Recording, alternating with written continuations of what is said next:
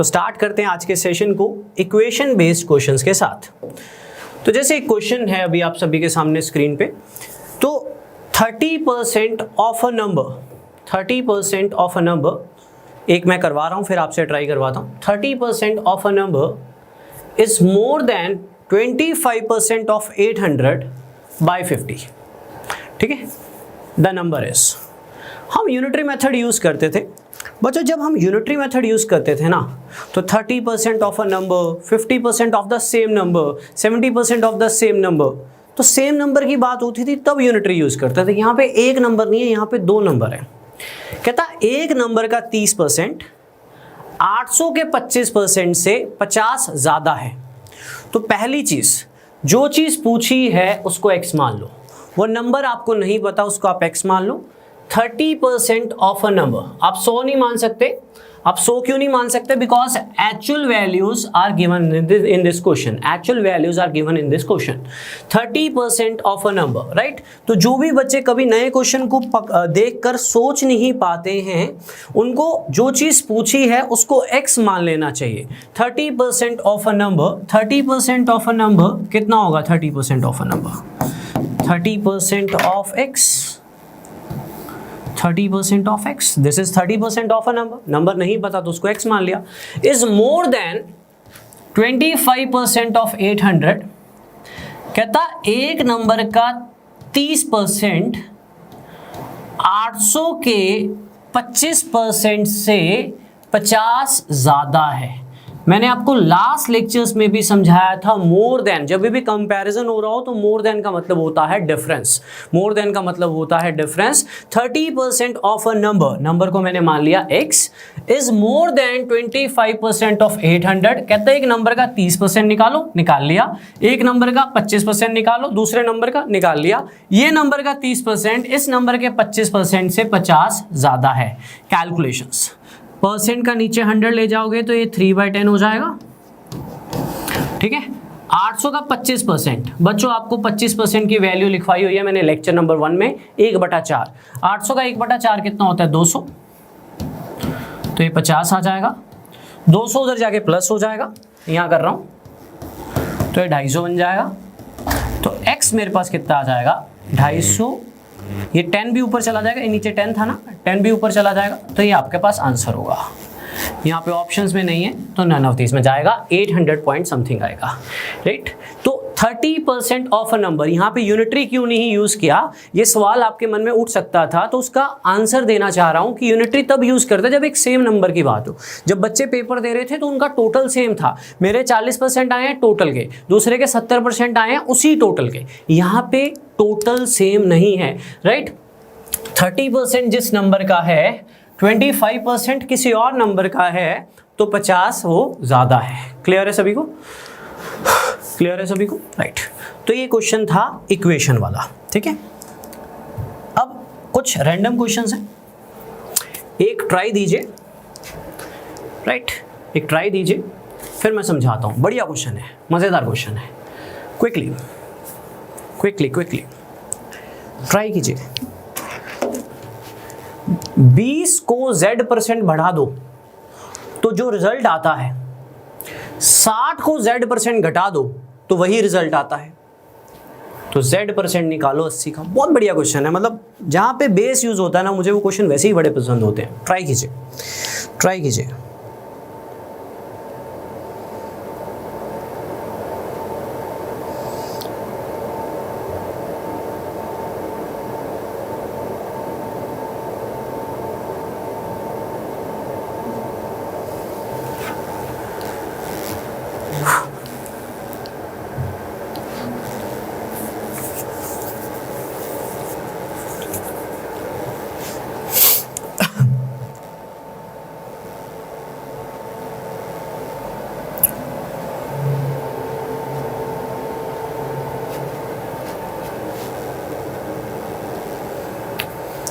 Increasing 20 by z% gives the same result decreasing 60 by z%.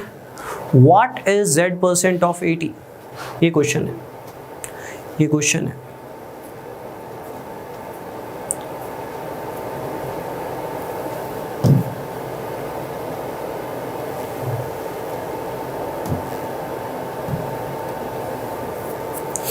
चलिए, जिनका आया अच्छी बात है, लेवल है आप में, दम है आप में। जिनका नहीं आया समझिएगा क्वेश्चन थोड़ा डिफरेंट है। पहले एक बात बताना चाहूँगा, मान लो एक नंबर है 400, क्वेश्चन को तो बाद में करेंगे। मान लो एक नंबर है 400, इसको 10% बढ़ा दो। 400 को 10% बढ़ाएंगे तो 400 का 10% होता है 40, तो 440 हो जाएगा ना। उसको रिप्रेजेंट कैसे करेंगे? 400 प्लस 10% ऑफ 400, ऐसे ही रिप्रेजेंट करेंगे ना। एक नंबर प्लस उसका 10%, है ना। 400 प्लस 10% ऑफ 400,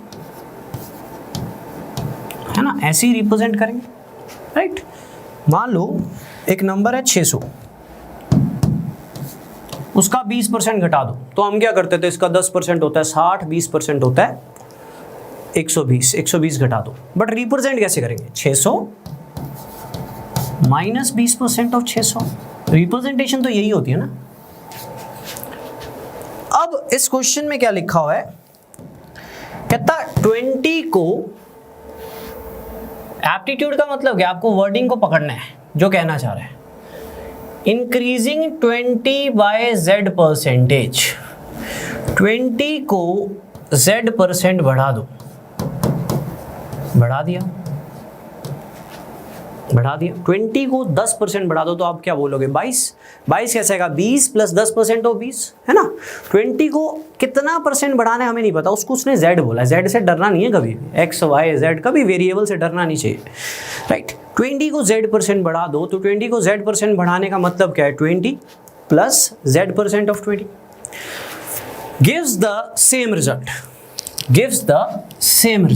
सेम रिजल्ट मतलब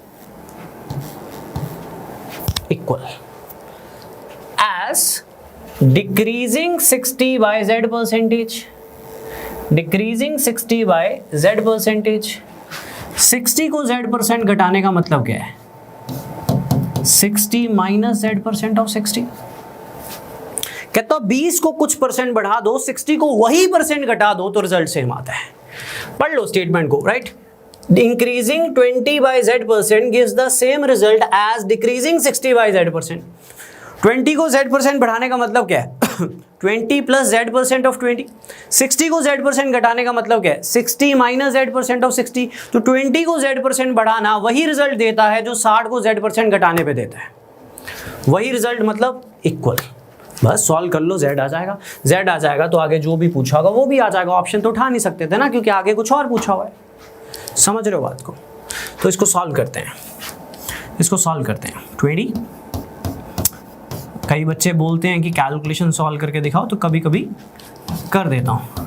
टीचर के लिए बड़ी दुविधा होती है।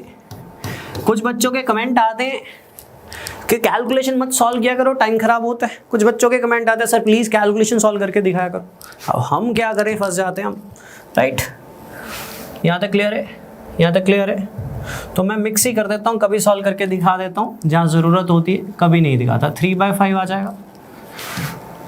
अरे कुछ गलती करी, दोबारा कर रहा हूँ, सुनना ध्यान से। मैं क्वेश्चन की स्टेटमेंट भी दोबारा, क्वेश्चन की स्टेटमेंट बिल्कुल परफेक्ट है, कैलकुलेशन में हल्की सी गलती हुई थी, रिपीट कर रहा हूँ। कहता है 20 को Z% बढ़ा दो। 20 को Z% बढ़ाने का मतलब क्या है? 20 प्लस Z% ऑफ 20। 60 को Z% घटा दो। घटाने का मतलब क्या होता है? 60 माइनस Z% ऑफ 60, तो रिजल्ट सेम आता है। Calculations, this is Z/100 of 20, this is Z/100 of 60। ठीक है, तो 0 से 0 गई, 1 से 5 गया, तो 20 प्लस Z/5 उधर, 60 माइनस 3Z/5। Z वाली टर्म्स इधर ले आओ, यहाँ कर रहा हूँ सॉल्व। Z/5 प्लस 3Z/5, ये वाला 20 उधर जाके माइनस हो जाएगा, तो 4Z/5, तो मेरे पास Z आ गया 50। क्वेश्चन अभी खत्म नहीं हुआ।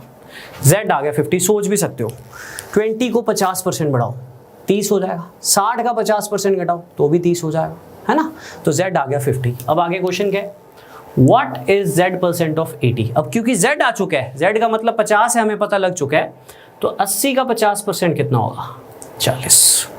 80 का 50% कितना होगा, 40। Equation based questions, equation based questions चलते जाएंगे, राइट। रेशियोज में, टाइम एंड डिस्टेंस में, टाइम एंड वर्क में ज़रूरत है, नीड है, क्योंकि इक्वेशन बेस्ड क्वेश्चंस हमारा बेस स्ट्रॉन्ग करते हैं, हमें सोचने पे मजबूर करते हैं। जब भी आप एक क्वेश्चन करते हो तो पहले ट्राई करना चाहिए, सोचना चाहिए गिवन क्या है, पूछा क्या है, कैसे रिलेट कर सकते हो, राइट। 20 को z% बढ़ा दो, मैंने बढ़ा दिया।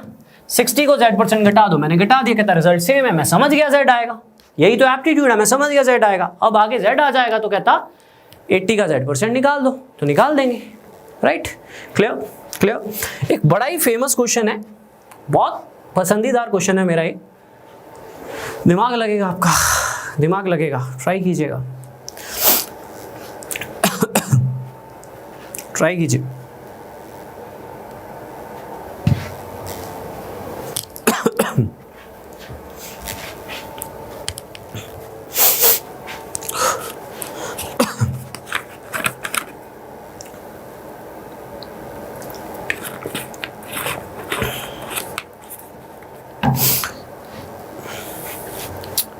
एक सेल्समैन को बोला गया 5.5% डिस्काउंट। डिस्काउंट को गलत मत इंटरप्ट कर लेना, डिस्काउंट मतलब प्रॉफिट एंड लॉस वाला डिस्काउंट नहीं, कमीशन है बेसिकली, पर पेपर में ना डिस्काउंट ही लिखा होता है, तो मैंने यहाँ पे डिस्काउंट ही लिखा है। Basically it is a commission.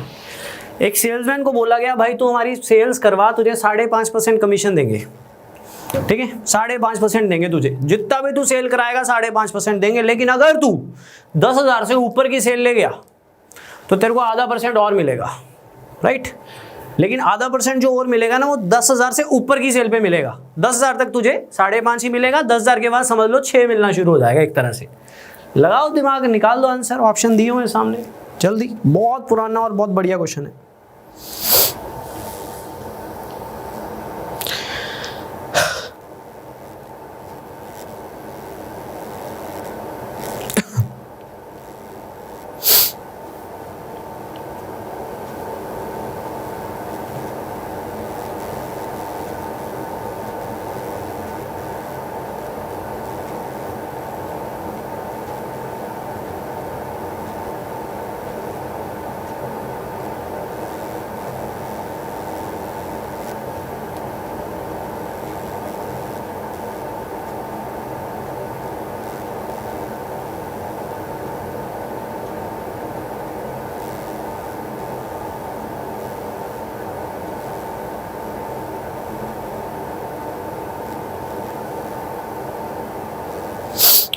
सोचिए सोचिए,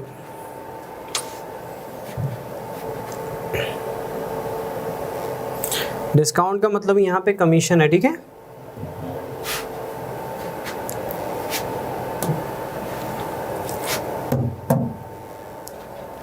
बढ़िया क्वेश्चन है।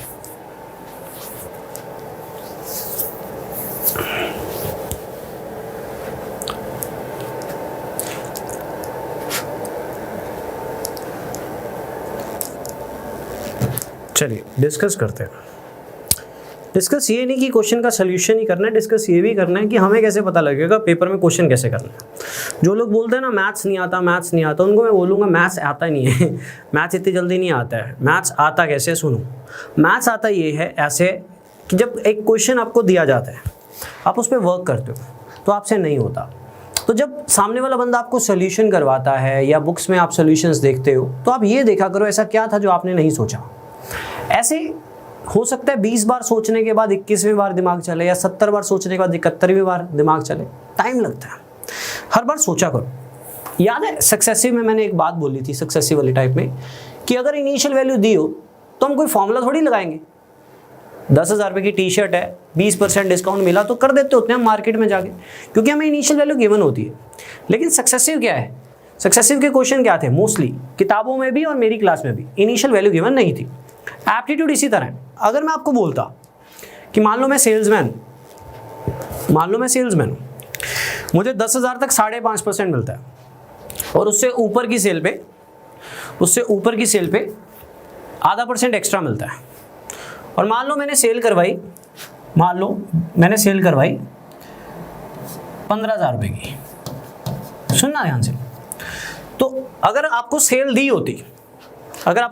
होती, तो आप क्या करते, 5.5% तो आपको मिलना ही मिलना है इसका, है ना, 5.5% तो आपको इसका मिलना ही मिलना है,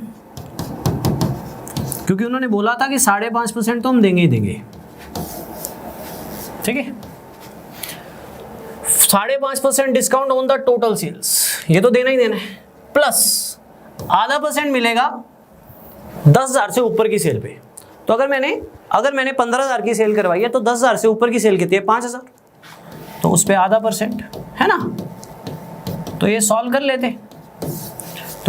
लेते, इसका 5.5% निकाल लेते, इसका आधा % निकाल लेते, तो आंसर आ जाता। लेकिन एप्टीट्यूड क्या हुआ, इसमें दिमाग क्या लगा, है ना। दिमाग तब लगता जब जो वैल्यू आएगी वो गिवन हो और ये निकाल लियो इनिशियल वैल्यू टोटल सेल्स।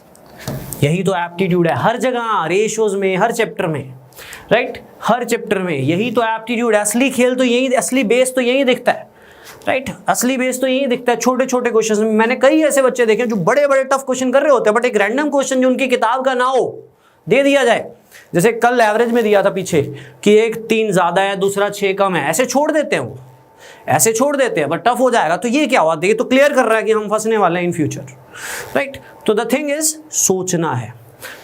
अब सुनिए ध्यान से, सोचना कैसे है सुनिए। मान लो मैंने इसी क्वेश्चन की बात कर रहे हैं, मान लो मैंने सेल कराई, इमेजिन 24,000 रुपए की, तो मुझे 5.5% मिलेगा 24 का, यस और नो। और आधा % मुझे किस पे मिलेगा, 14,000 रुपए, 10,000 से ऊपर की सेल पे, तो मेरी सेल आ जाएगी, है ना।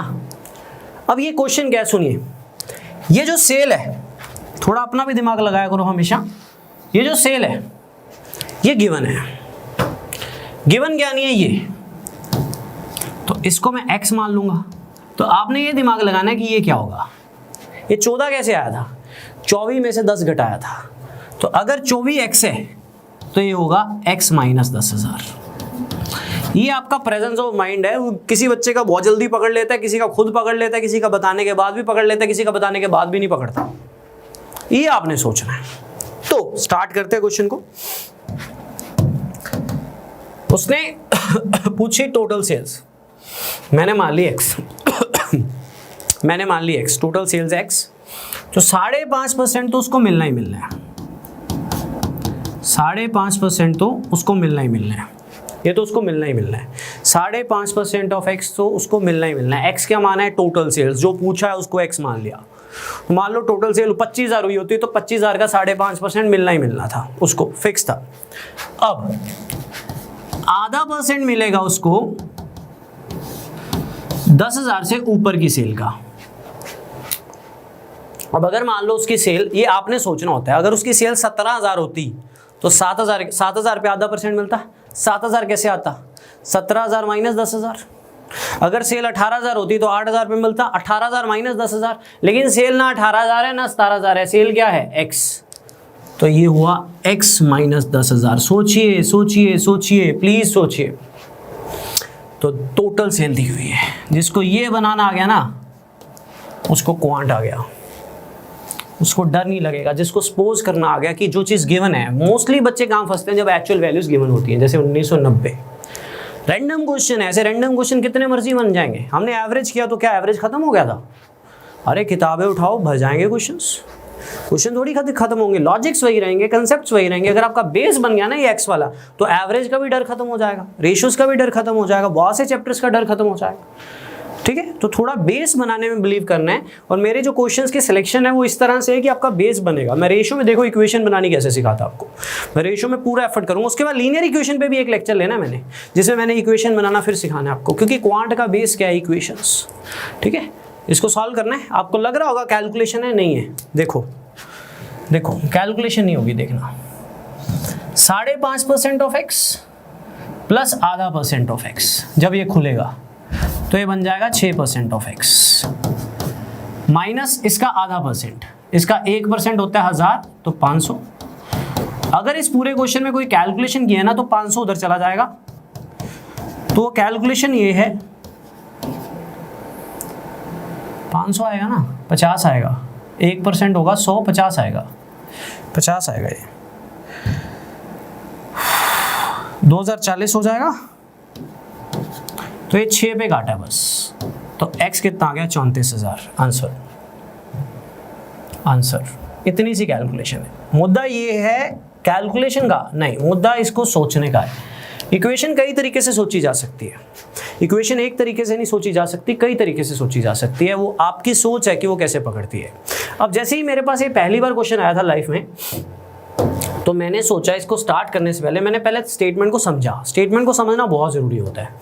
स्टेटमेंट को समझ के मैंने ये रियलाइज़ किया कि अगर मान लो टोटल सेल 22,000 होती तो 5.5% तो 22,000 का मांगता ही मांगता, राइट, और 12,000 पे वो आधा % लेता। 12,000 क्यों, 10,000 से ऊपर वाली सेल। लेकिन 12 आया कैसे, 12 आएगा 22 में से 10 घटा के। अब मुझे क्या पता 22,000 है कि 24,000 है, मैंने मान ली x, मैंने मान ली x। अब 5.5% तो उसको मिलना ही मिलना है, राइट, पूरी सेल का, और आधा % मिलेगा 10,000 से ऊपर की सेल, तो वो होगी x माइनस 10,000। जिस दिन ये चीज़ें सीख गए ना, क्वांट सीख गए, तो सॉल्व करके x आ जाएगा। ऐसे कर सकते थे। क्लियर है, क्लियर है। एक चीज़ और भी कर सकते हो आप, एक चीज़ और भी कर सकते हो आप सीधा भी बोल सकते हो कि उसको 5.5% दे दो 10,000 तक, ऐसे भी सोच सकते हो। सुनना ध्यान से, 10,000 तक तो 5.5 लेता रहा। अब 10,000 से जो ऊपर की सेल होगी उसको 5.5 तो मिलेगा ही मिलेगा, आधा और मिलना शुरू हो जाएगा, तो 6% मिलेगा। ऐसे भी कर सकते हो। किसी ने ऐसे बनाई है तो वो भी गलत नहीं है, आंसर सेम आएगा, आंसर सेम आएगा। किसी ने ऐसे बनाई है तो वो भी गलत नहीं है, किसी ने ऐसे बनाई है तो वो भी गलत नहीं है। 6% ऑफ x माइनस 10,000। मुद्दा ये नहीं होता कि x माइनस 10,000 या का कैसे आया, मुद्दा बच्चे का ये होता है कि उसको पहले ये पूछना चाहिए कि x क्या माना। x मैंने मानी है टोटल सेल, x मैंने मानी है टोटल सेल, ठीक है। तो टोटल सेल अगर 18,000 होती तो 6% मिलता उसको 8,000 पे, 5.5% उसको 10,000 पे मिलता। कंफ्यूज मत होना, पिछले वाला अच्छा लगा था तो वो कर लेना, ये अच्छा लगे ये कर लेना, दोनों की बात सेम ही है, सिर्फ आपकी अंडरस्टैंडिंग है। मुझे आपकी अंडरस्टैंडिंग चाहिए, मैंने इसलिए लिख दिया क्योंकि कई बच्चे खुद ऐसे भी सोचते। हर बच्चे की अपनी अपनी सोच होती है, तो वो सोच को पकड़ना है। लेकिन ये कैसे आया तो मैं आपको क्लियर कर दूं कि एक्स इज टोटल सेल्स। अगर टोटल सेल्स मान लो 21,000 होती तो ये 11,000 कैसे आता, 11,000 आता 21 माइनस 10 करके। लेकिन टोटल सेल मुझे नहीं पता, मैंने x माना, इसलिए x माइनस 10,000 है। क्लियर है। इस केस में मैं 10,000 तक 5.5% दिलवा रहा हूँ। पिछले केस में मैंने टोटल पे 5.5 दिलवा दिया था और बचे हुए पे आधा। यहाँ पे 10,000 तक 5.5, अब 5.5 तो चलेगा ही चलेगा, साथ में आधा भी चलेगा, तो 6 हो गया, 6% उस पर। दोनों केसेस में सेम बात है। क्लियर है सभी को, क्लियर है। बढ़िया क्वेश्चन था। एक और करते हैं इक्वेशन बेस्ड क्वेश्चन, बाकी एक दो मैं ऐड कर दूंगा उसमें पीडीएफ में, ठीक है। एक दो मैं पीडीएफ में भी ऐड कर दूंगा, ट्राई कीजिएगा, ट्राई कीजिएगा।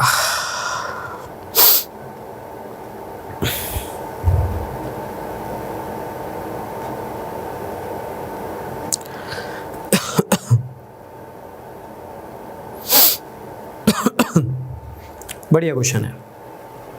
Answer please.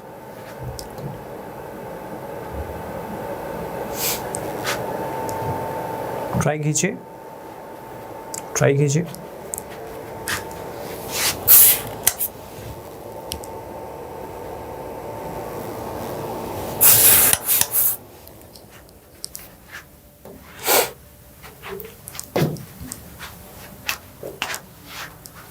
एक टाउन की पॉपुलेशन 9800 है, मेल 8% बढ़ गए, फीमेल 5% बढ़ गई, तो विलेज की पॉपुलेशन होगी 10,458। मेल्स बताइए, मेल्स बताइए, ट्राई कीजिए। बढ़िया क्वेश्चन है।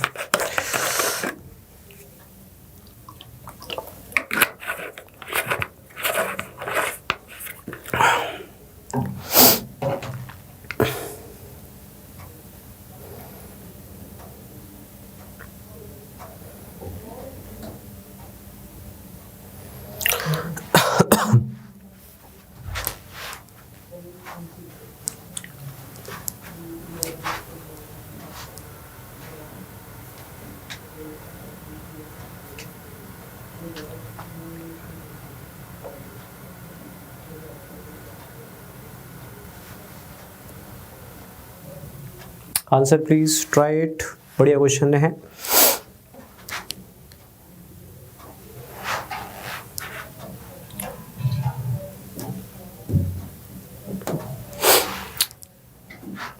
देखो इस क्वेश्चन को कई मेथड से किया जा सकता है, पर मैं बेसिक चूज करूंगा पहले, सुनना ध्यान से। जिनका नहीं आया, पूछा गया मेल्स, मैंने मान लिया x, मैंने मेल्स को x मान लिया, ठीक है, मेल्स को क्या मान लिया x। तो फीमेल्स कितनी हुई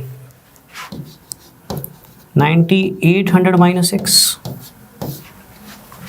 इतना सोच सकते हो, अगर 6000 मेल्स होते तो फीमेल्स कितनी होती 3800, राइट। मेल्स x मान लिए, x वही आएगा जो पूछा है। तो पहला पॉइंट ये है कि अगर टोटल 9800 है, if males are x then females are 9800 minus x। कोशिश करा करो सिंगल वेरिएबल में वर्क करो। स्टेप नंबर 2 आगे कह रहे हैं मेल्स बढ़ गए 8%, तो मेल्स को 8% बढ़ा दिया। ये मेरे पास जो सॉल्व करके आएगा ना, ये सिर्फ बढ़े हुए मेल्स आएंगे, इंक्रीज्ड मेल्स, ठीक है, जो बढ़ गए, जो वैल्यू बढ़ गई है। फीमेल्स घट गई बढ़ गई, फीमेल्स बढ़ गई 5%, मैंने बढ़ा दिया, राइट। एक बच्चे को मैथ्स नहीं आता, मान के चलते हैं उसकी तरह सोचते हैं, तो उसको पहला सजेशन ये है कि टोटल 9800 है, तो मान जो पूछा है मेल को x मान, राइट। दूसरा तुझे मेरे मेथड्स की जरूरत नहीं, इसमें मैं एलिगेशन भी लगा सकता हूँ, इसमें मैं डायरेक्ट भी करवा सकता हूँ, ठीक है। तुझे मेरे मेथड्स की जरूरत नहीं, तुझे तेरी जरूरत होती है, याद रखना। एक बच्चे को खुद की जरूरत होती है, उसको सोचना आना चाहिए, राइट। अब कल को सेम आएगा कि डिफरेंट आएगा हम नहीं डिसाइड कर सकते। इक्वेशन बेस में मैंने 4 क्वेश्चन लिए, 40 भी ले सकता हूँ, कभी खत्म नहीं होते क्वेश्चंस, पर मैं चैप्टर वाइज लिंक कर रहा हूँ इसको, ठीक है। धीरे धीरे सिखाऊंगा, प्रॉफिट एंड लॉस में भी सिखाऊंगा, रेशियोज में ज्यादा सिखाऊंगा क्योंकि वहां पे ज्यादा रिक्वायर्ड है।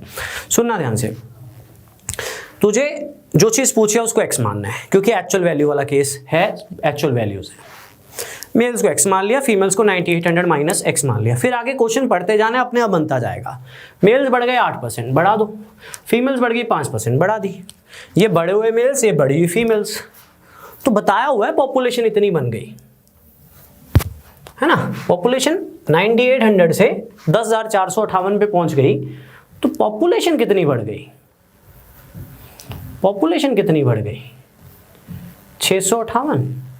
तो ये मेल्स बढ़ गए, ये फीमेल्स बढ़ गई, टोटल पॉपुलेशन बन गई 658। जिस दिन ये खुद सोचने लग गए ना, आ गया मैथ्स।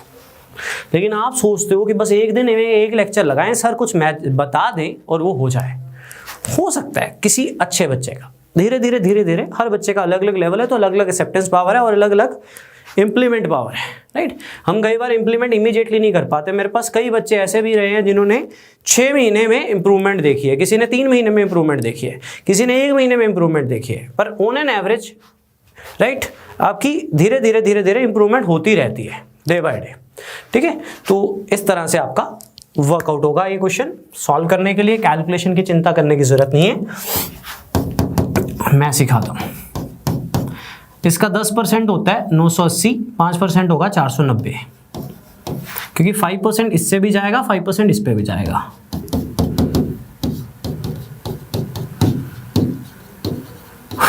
ये 490 उधर जाके माइनस हो जाएगा। 8% ऑफ x में से 5% ऑफ x निकलेगा, तो 3% ऑफ x बचेगा। 490 उधर जाके माइनस हो जाएगा, तो बस 3 पे काटना है। ये कैलकुलेशन है, 3 पे काटना है। x वही आएगा जो पूछा है, ज्यादा सोचने की जरूरत नहीं है बाद में, क्योंकि हमने x माना ही वही है जो पूछा था, तो x आ जाएगा 5600। इतना सा क्वेश्चन था, राइट। हम सोच सकते होते हैं, सिर्फ हमें अपने आप पे भरोसा नहीं होता, क्योंकि हमने अपने आप को इंप्लीमेंट नहीं किया होता नए क्वेश्चंस में day by day. Basically simple सी बात है, सिंपल सी बात है, राइट। तो डे बाय डे वर्कआउट करते रहिए, अपने आप को यूज करते रहिए। इन्हीं क्वेश्चंस को अगर दोबारा भी लगा रहे हो तो स्टॉप करके खुद सॉल्व करिए, राइट। पीडीएफ कर रहे हो, वैल्यूज चेंज है तो उसको खुद करिए, राइट। ट्राई करो खुद, फर्क पड़ेगा, ठीक है। घबराइएगा मत, बस इक्वेशन बनाना मैं आपको धीरे धीरे बहुत बढ़िया सिखा दूंगा। मुझे थोड़ा सा टाइम चाहिए होता है बच्चे का, बस मैं रिपीट कर रहा हूँ। मेल्स पूछे थे तो मेल्स मैंने एक्स मान लिए, तो ये फीमेल्स हुई। एक चीज़ और बताऊंगा अभी, मेल्स बढ़ गए कितने परसेंट, 8%, फीमेल्स बढ़ गई 5%, ठीक है। तो टोटल कितने बढ़ गए वो दिया हुआ है। अब किसी बच्चे ने अगर ये लिया हो तो गलत वो भी नहीं है, गलत वो भी नहीं है। किसी बच्चे ने अगर ये इक्वेशन बनाई है तो गलत वो भी नहीं है, दोनों सेम बातें। बेसिकली उसने पुराने मेल और बड़े हुए मेल टोटल ले लिए, पुरानी फीमेल और बड़ी फीमेल टोटल ले ली और टोटल पॉपुलेशन ले ली नई वाली। मैंने सिर्फ इंक्रीज्ड मेल्स लिया और इंक्रीज्ड फीमेल्स ली और इंक्रीज्ड पॉपुलेशन ली जो सिर्फ बड़ी है। समझ रहे हो बात को? दोनों सेम बात है, दोनों में सॉल्व करोगे सेम आएगा, लेकिन इसमें कैलकुलेशन कम होगी, इसमें कैलकुलेशन कम होगी। 658 कैसे आया? टोटल पॉपुलेशन में से ये वाली पॉपुलेशन मैंने माइनस करी, तो मेरे पास क्या आ गया? 658। क्लियर है सभी को? क्लियर है सभी को, राइट। इसमें कई लोग ऐसे भी करेंगे कि 5% इसका ही बढ़ा दो सीधा, 490 बचा कितना? बचा कितना? 658 के हिसाब से 168, तो 3% 168 है। तो हमें लगता है कि ये शॉर्टकट है, नो डाउट ये है। कई बच्चे एलिगेशन भी लगा देंगे, हमें लगता है कि ये शॉर्टकट है, नो डाउट है। पर एक नए बच्चे के पर्सपेक्टिव में सोचो, उसके लिए नया क्वेश्चन आया लाइफ में पहली बार, तो वो कैसे करेगा?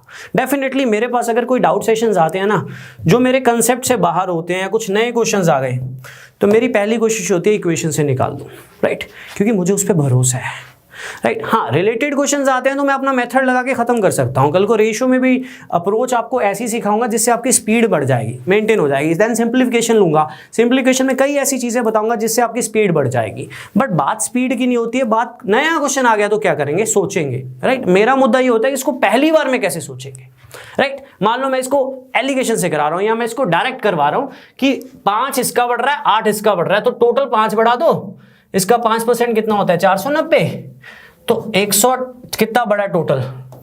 658, तो 168 बचा, तो इसका तो 5 ले लिया, इसका भी 5 ले लिया, तो 3 बचा, तो 3% 168 है। ये जी शॉर्टकट बन गई। बट द पॉइंट इज, क्या मैंने लाइफ में पहली बार इस क्वेश्चन को ऐसे सोचा था? नहीं। क्या जब मेरे पास घड़ी लगी हुई थी ऊपर 1 मिनट की या 2 मिनट की, मैंने ऐसे सोचा था? नहीं। तो बस उसी पॉइंट पे ही मेंटेन रहना होता है कि जैसे हम सोचते हैं उसी पावर को बेटर करना होता है, बस दैट्स ऑल। जो हम बचपन में करते हैं उसको बेटर करना होता है, दैट्स ऑल, राइट। क्वांट में इक्वेशन बेस्ड क्वेश्चंस की कभी कमी नहीं है, ये कोई टाइप थोड़ी है इक्वेशन बेस्ड वाली, राइट। इससे अच्छा तो मैं मिक्सचर की टाइप बनाता। मैंने मिक्सचर अभी तक कहीं नहीं करवाया, क्यों? क्योंकि मैंने पुराने पीसीएस के पेपर देखे, उसमें मिक्सचर्स है ही नहीं है। वैसे भी मिक्सचर्स को मैं कभी भी परसेंटेज या रेशो के बीच में करवाता ही नहीं हूं, मैं उसके लिए सेपरेट लेक्चर्स लेता हूं। तो लास्ट में ले लेंगे जब टाइम बचेगा, जिसको लगेगा लगा लेगा, राइट। पर ये चैप्टर्स पेपर में आते हैं, ये परसेंटेज के कई क्वेश्चंस मैंने देखे हैं जो आते हैं, तो इसलिए इस पे वर्क मैं थोड़ा ज्यादा कर रहा हूं, राइट। तो ये रैंडम क्वेश्चंस हैं, रैंडम क्वेश्चंस ही होते हैं जो मैं उठाता हूं स्पेशली, जिनको मैं नाम दे देता हूं इक्वेशन बेस, क्योंकि मेरा मानना है इनसे बेस बनता है। और रेशियो में देखिएगा मैं बहुत ज्यादा टाइम लेने वाला हूं इन चीजों पे, राइट। राइट, क्लियर है, राइट। तो ये कुछ 3-4 क्वेश्चंस थे इक्वेशन बेस, मैंने वर्कआउट किए। सेल्समैन वाला इंपॉर्टेंट था, ये भी इंपॉर्टेंट था, तो आपको सोचना आना चाहिए, ठीक है। अब एक लास्ट टाइप है इनडायरेक्ट वेरिएशन। इस टाइप को मैं यूज करूंगा इन फ्यूचर, तो मैं इसलिए करवा रहा हूँ। थोड़ा बहुत प्रॉफिट एंड लॉस में, थोड़ा बहुत टाइम एंड वर्क में, थोड़ा बहुत टाइम एंड डिस्टेंस में यूज़ हो जाती है कभी ना कभी, कहीं ना कहीं। तो इस पे वर्क करेंगे अभी, और आज ये चैप्टर को इस टाइप के बाद हम कुछ मिसलेनियस क्वेश्चंस करेंगे और इसको खत्म करेंगे। तो चलिए स्टार्ट करते हैं इनडायरेक्ट वेरिएशन को। पहले एक प्रूफ सा दे रहा हूँ, सुनिएगा ध्यान से बच्चों। स्पीड क्या होती है? हम सभी ने पढ़ा हुआ है छोटी क्लासेस में, डिस्टेंस अपॉन टाइम, है ना। किसी चीज ने कितना डिस्टेंस कवर किया, डिवाइड बाय उस डिस्टेंस को कवर करते उसको कितना टाइम लगा, तो हमारे पास स्पीड आ जाती है। स्पीड क्या होती है? Distance upon time. Speed is inversely proportional to time. When distance is constant, कभी पढ़ा हो कभी सुना हो। स्पीड क्या होती है? Distance upon time. Speed is inversely proportional to time when distance is constant.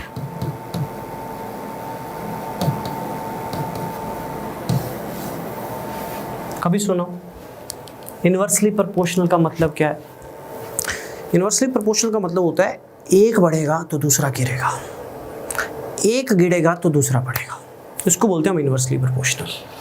ठीक है, तो स्पीड टाइम के इनवर्सली प्रोपोर्शनल होती है अगर क्या कांस्टेंट हो? डिस्टेंस। ठीक है, टाइम एंड डिस्टेंस नहीं पढ़ा रहा हूँ, जस्ट एक कंसेप्ट है रेशियोज का जिसकी परसेंटेज में हमें जरूरत है। इसको बोलते हैं इनडायरेक्ट वेरिएशन। आने वाले चैप्टर्स में भी जरूरत पड़ेगी हमें, मेंसुरेशन में जरूरत पड़ सकती है, time and distance, time and work, profit and loss, कहीं भी जरूरत पड़ सकती है, तो थोड़ा समझ के चलेंगे। ठीक है, सुनना ध्यान से भी। मान लो दो कार्स हैं, एक कार की स्पीड है 40 किलोमीटर पर आवर, दूसरी कार की स्पीड है 50 किलोमीटर पर आवर। ठीक है, ये इनकी स्पीड्स हैं। ठीक है, दोनों को बोला 200-200 किलोमीटर चलो, दोनों का डिस्टेंस क्या हुआ? सेम।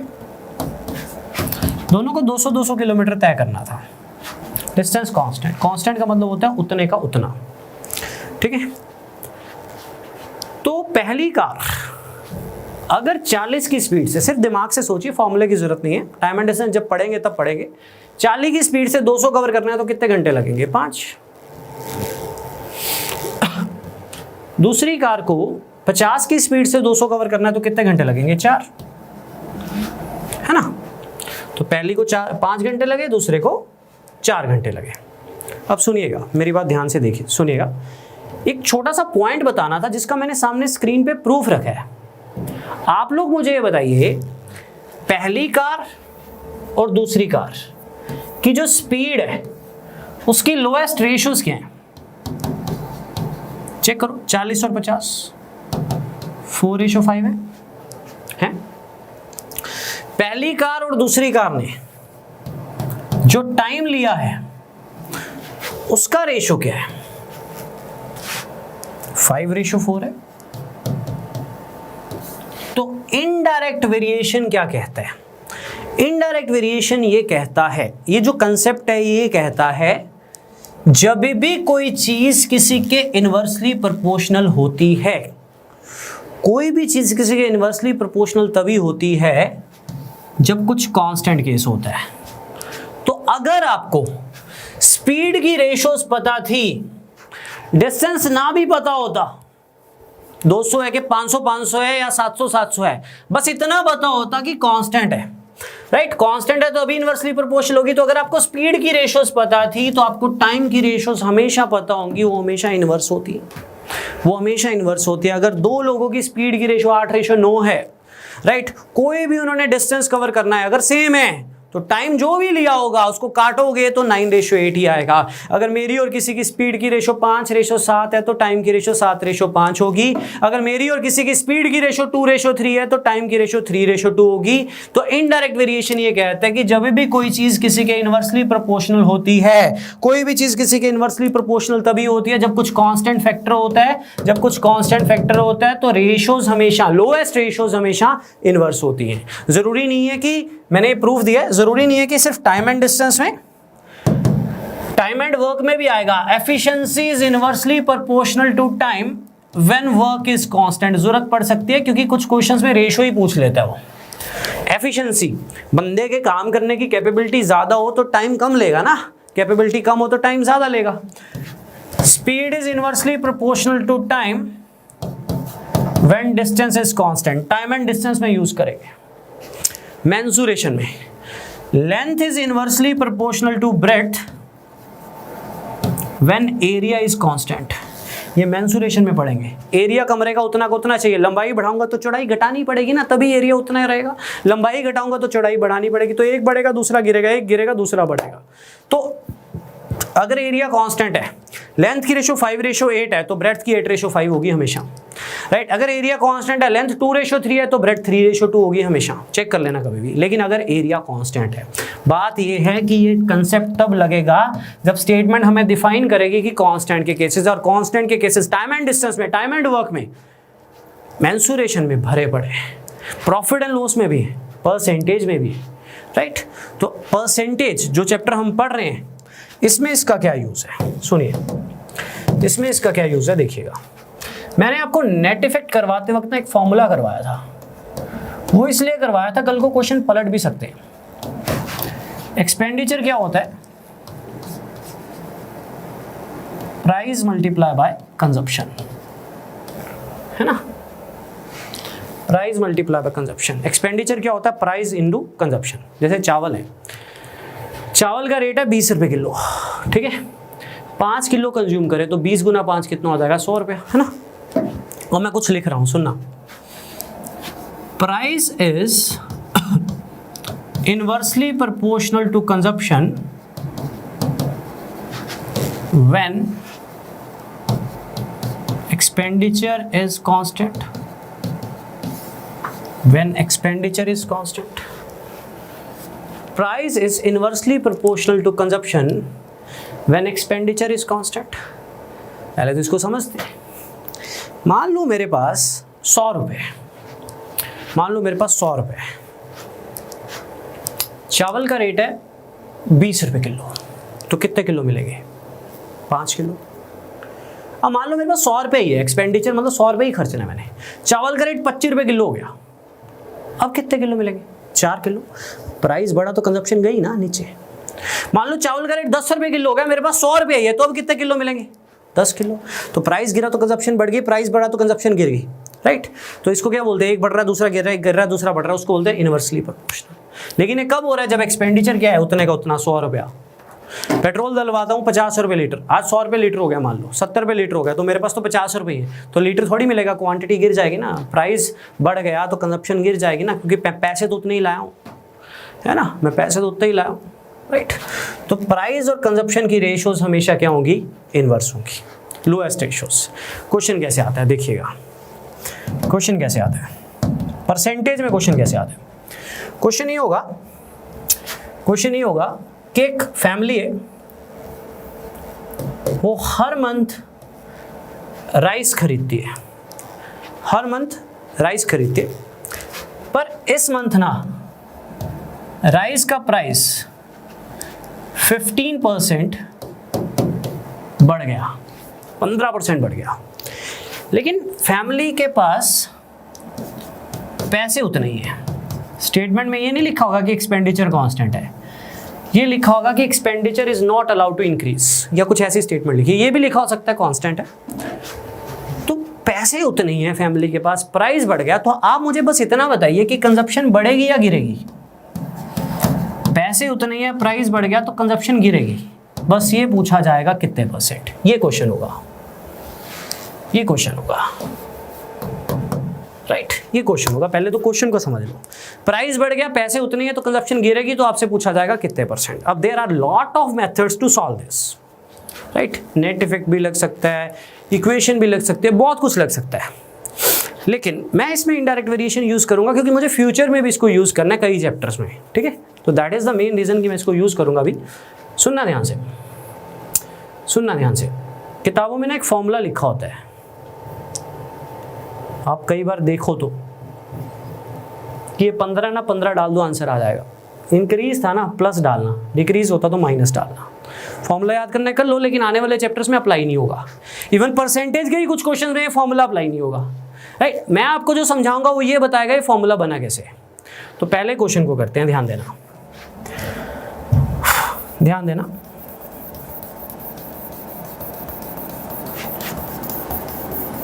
तो बच्चों क्वेश्चन को दोबारा पढ़ो एक बार। Price of rice is increased by 25%. Price of rice is increased by 15%, right? Expenditure remains constant. What will be the decrease in consumption? What will be the percentage decrease in consumption? तो सुनिएगा ध्यान से। Question में कोई actual value है, उसी फंडे पे चलते हैं जिसपे हम चलते आ रहे हैं शुरू से। इस बार एक्चुअल वैल्यू नहीं है, एक्चुअल वैल्यू मतलब 20 रुपए 30 रुपए ऐसा कुछ लिखा हुआ है नहीं, तो हम यूज करेंगे 100। मैंने मान लिया प्राइस 100 होता था, ठीक है, 15% बढ़ गया तो 115 हो गया, ठीक है। 100 क्यों माना? Because actual value is not given in the question. तो मैंने कहीं भी परसेंटेज के क्वेश्चंस किए, अगर एक्चुअल वैल्यू नहीं है तो मैं तो 100 मान लेता हूँ। 15% बढ़ गया तो 115 हो गया। इसका आप ले लो रेशो। रेशो का चैप्टर हमारा नेक्स्ट चैप्टर है, बहुत अच्छा चैप्टर है, राइट। बेस बनाने के लिए परसेंटेज और रेशो दोनों ही जरूरी है। रेशो का मतलब होता है कंपैरिजन। कंपैरिजन आप कभी भी किसी का कर सकते हो, ये मैं आपको रेशो में सिखाऊंगा। तो 100 से 115 हो गया, ठीक है। तो कंजप्शन की रेशो अगर एक्सपेंडिचर कांस्टेंट है, तो जैसा कि मैंने आपको इनडायरेक्ट वेरिएशन के बारे में बताया, कोई भी चीज किसी के इनवर्सली प्रोपोर्शनल होती है तो उसकी लोएस्ट रेशियोज क्या होती है? इनवर्स। तो कंजप्शन हो जाएगी 115 से 100 इनवर्स। पूछा गया कंजप्शन में कितने परसेंट का डिक्रीज आया? डिक्रीज, परसेंटेज डिक्रीज से कुछ याद आ रहा है? Lecture number 1 percentage change in value, change in value in the consumption 15 upon initial value, जो हम फॉर्मूला लिखा था ना आर वाला, किताबों में लिखा होता है, ये वो आर है which is change in value. 100 plus R होता है इनिशियल वैल्यू, मल्टीप्लाई बाय 100। ऐसे ही कुछ भी लिख दिया जाएगा, इग्नोर करना अगर कभी कहीं पढ़ो, राइट। तो इस तरह से इस क्वेश्चन को सॉल्व करेंगे, मैं आपको प्रॉपर करके दिखाता हूं अभी। सुनिए सुनिए, प्राइस कितने परसेंट बढ़ा था? 15%। तो प्राइस अगर 100 था तो 115 हो गया। इसको काट लीजिए 5 के टेबल पे, तो 20:23, ठीक है। 20:23, 100 115 कट जाएगा 5 के टेबल पे, तो 20:23। इस लैंग्वेज का मतलब ये है कि प्राइस के अगर 20 हिस्से थे तो 23 हो गए। कल को रेशो पढ़ाऊंगा ना तो ज्यादा समझ आएगा ये। तो कंजप्शन क्या हो जाएगी? 23:20। क्यों? क्योंकि एक्सपेंडिचर क्या है? कांस्टेंट है। ये कंसेप्ट तभी लगाना है जब कांस्टेंट के केस होंगे। तो 23:20 का मतलब ये है कि अगर पैसे उतने ही थे, प्राइस 20 से 23 हो गया, तो कंजप्शन 23 से 20 हो जाएगी। मतलब ये है कि अगर क्वांटिटी के पहले 23 हिस्से मिलते थे तो अब 20 मिलेंगे। तो कंजप्शन में कितने परसेंट का डिक्रीज आया? Change in value upon initial value multiply by 100। ये आंसर है। दोबारा देखिए, मान लो सेम क्वेश्चन में प्राइस 25% बढ़ गया, एक्सपेंडिचर उतना ही है, क्वेश्चन में लिखा होगा प्रॉपरली, तो कंजप्शन घटेगी। आपसे पूछा जाएगा कितने परसेंट, तो आप क्या बोलोगे? प्राइस 25% बढ़ गया, तो 100 था तो 125 हो गया। इसका रेशो ले लो, कितना आएगा? 4:5। मतलब प्राइस के अगर 4 हिस्से थे तो 5 हो गए, तो कंजप्शन क्या हो जाएगी? 5:4, राइट। प्राइस 4 से 5 हुआ है, पैसे उतने ही लाया तो कंजप्शन 5 से 4 होगी। मतलब कंजप्शन के पहले 5 हिस्से मिलते थे तो अब 4 मिलेंगे। तो पूछा गया कंजप्शन में कितने परसेंट का डिक्रीज हुआ? Change in value upon initial value multiply by 100। कुछ बच्चे ना बुक्स में ऐसे पढ़ लेते हैं 1/5 का 1/4 होगा। ऐसे रट्टे मत मारना। बच्चों आपसे पूछ के नहीं देगा कि 20 है कि 25 है कि 22 है। 22% हुआ तो आपकी कोई फ्रैक्शन नहीं बनेगी। तो बेसिक का ही लेके चलना, जैसे मैंने 15% वाले क्वेश्चन को करवाया, ठीक है। थोड़ा प्रैक्टिस कर लो, थोड़ा प्रैक्टिस कर लो। इस बार गिरा है, इस बार गिरा है। इस तरह से स्टेटमेंट होती है। जल्दी से आंसर दे दो, जल्दी से। ईजी है, बहुत ईजी है।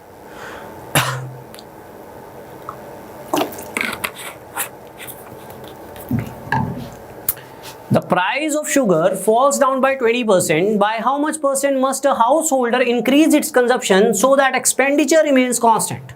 प्राइस गिरा है, प्राइस गिरा है 20%। तो क्वेश्चन में एक्चुअल वैल्यू नहीं है। मैंने मान लिया प्राइस 100 था, 20% गिरा तो 80 हो गया, यानी 5:4। तो प्राइस के रेशो 5 से 4 हुए। तो क्योंकि एक्सपेंडिचर कांस्टेंट है, इसलिए कंजप्शन का रेशियो इनवर्स होगा। ये तभी इनवर्स होता है जब एक्सपेंडिचर कांस्टेंट है। तो कंजप्शन के अगर 4 हिस्से थे तो 5 हो जाएंगे। अब पूछा गया कि कंजप्शन में कितने परसेंट का इंक्रीज आया?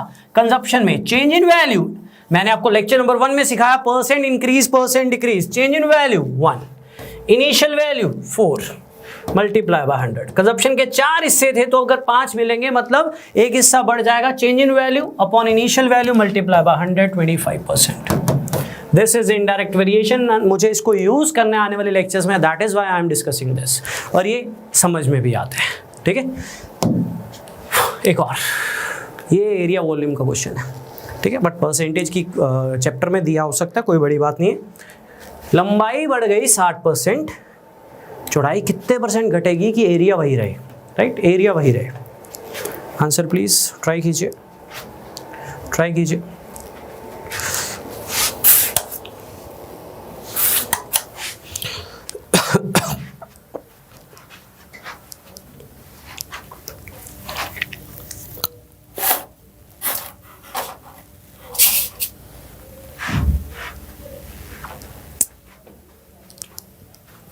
लंबाई 60% बढ़ गई, तो लेंथ अगर 100 थी तो 160 हो गई, है ना। हमें पता है length is inversely proportional to breadth when area is constant, तो 5:8 रेशो ले लो, रेशो का चैप्टर अभी सिखाना है आपको वैसे। तो लेंथ के 5 हिस्से थे तो 8 हो गए, तो ब्रेड्थ जो है 8 से 5 हो जाएगी, तो एरिया कांस्टेंट है इसलिए अगर लंबाई 5 से 8 हुई है तो ब्रेड्थ 8 से 5 हो जाएगी, इनवर्स वाला कंसेप्ट। तो पूछा गया है ब्रेड्थ में कितने परसेंट का डिक्रीज आया, ब्रेड्थ में कितने परसेंट का डिक्रीज आया, तो 8 से 5 हो रही है, तो change in value upon initial value multiply by 100, वो वैल्यूज याद की थी ना हमने, तो 3/8 इंटू 100 कितना होता है 37.5%। सॉल्व करके देख लीजिए answer 37.5%। Clear clear clear clear, right. वो डायरेक्ट फॉर्मूला क्यों नहीं लिखवाया, this is the reason. One more question please of the same concept, फिर आगे कुछ मिसलेनियस क्वेश्चंस करते हैं। इसके कुछ क्वेश्चंस मैं पीडीएफ में भी डालूंगा एक्स्ट्रा, ठीक है, ट्राई करिएगा, ठीक है।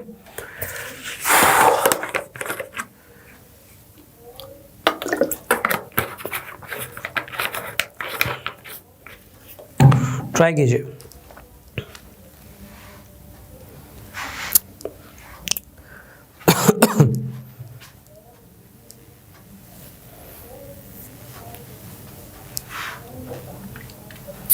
प्राइस 50% बढ़ गया, एक्सपेंडिचर कांस्टेंट है, तो कंजप्शन का रेशो पूछा इस बार, सुनिए ध्यान से।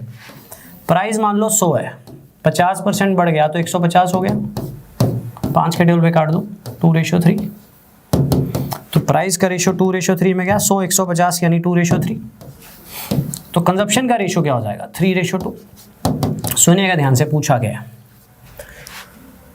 Ratio of reduction in consumption, reduce कितना हुआ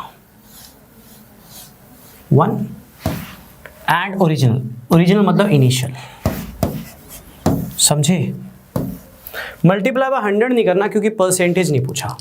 अब वो फॉर्मूला तो 100 से मल्टीप्लाई करवाता है, बच्चा फंस गया इसमें तो परसेंटेज है ही नहीं, तो कंसेप्ट इसलिए काम आते हैं। मैं रिपीट कर रहा हूं, कहता प्राइस बढ़ गया 50%, तो प्राइस अगर 100 था तो 150 हो गया, मतलब 2:3, तो कंजप्शन क्या हो जाएगी 3:2। पूछा गया है रेशो, पूछा किसका रिडक्शन, रिड्यूस कितना हुआ 3 हिस्से थे 2 हो गए, रिड्यूस कितना हुआ 1, ओरिजिनल हमेशा इनिशियल होती है अपॉन 3। मल्टीप्लाई बाय 100 मत करना क्योंकि परसेंटेज नहीं पूछा था, रेशो पूछा था। क्लियर है। तो एक छोटा सा कंसेप्ट था, लेकिन इसको फ्यूचर में यूज करूंगा मैं, इसको फ्यूचर में यूज करूंगा मैं, सो दैट अभी थोड़ा सा बेस बनाने के लिए। परसेंटेज चैप्टर ही ऐसा है कि जिसमें थोड़ा सा बेस बनाना होता है हमें। अब कुछ मिसलेनियस क्वेश्चंस हैं, काफ़ी फेमस क्वेश्चंस भी हैं जो मैं वर्कआउट करूंगा आपके साथ। स्टार्ट करते हैं, आपको ही ट्राई करने, आपको ही ट्राई करने। तो पहला क्वेश्चन आप सभी के सामने स्क्रीन पर है, ट्राई कीजिएगा, ट्राई कीजिएगा। बहुत ही क्वालिटी लेवल क्वेश्चन है students. Which of the following multipliers will cause a number to be increased by 29.7%? Right? Try कीजिए।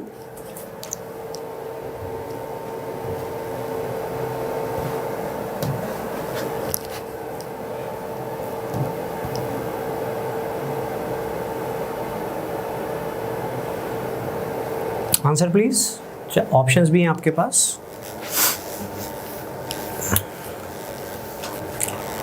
Right.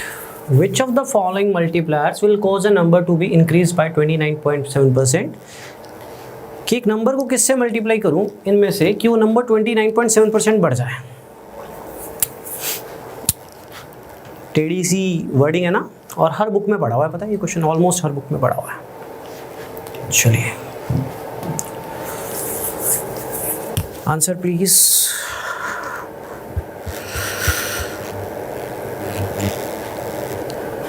ट्राई करते।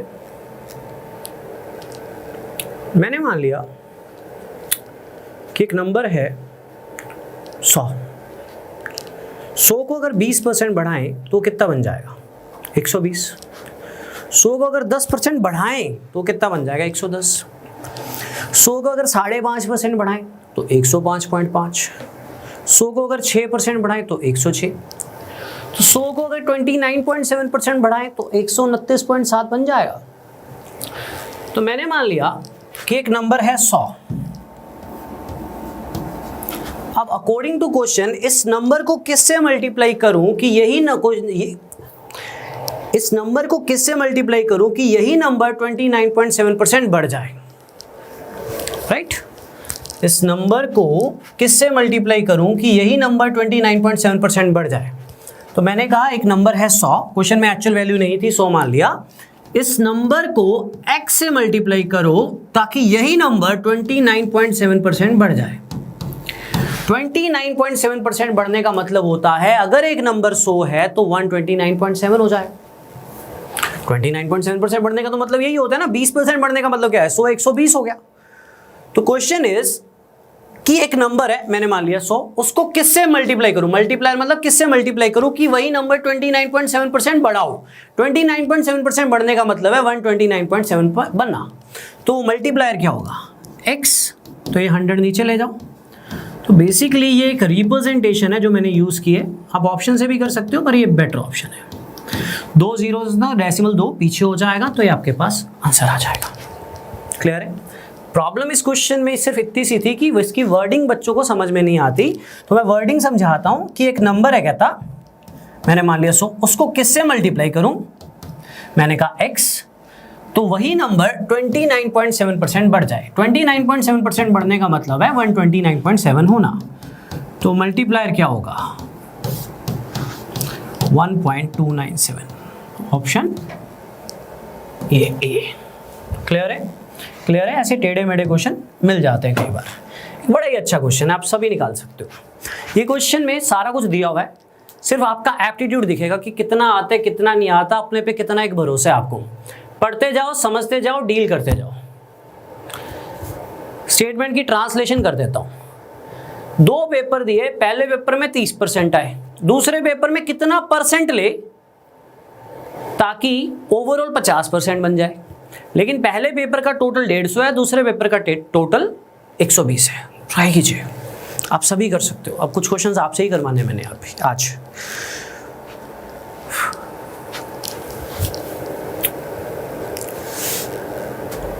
Answer please.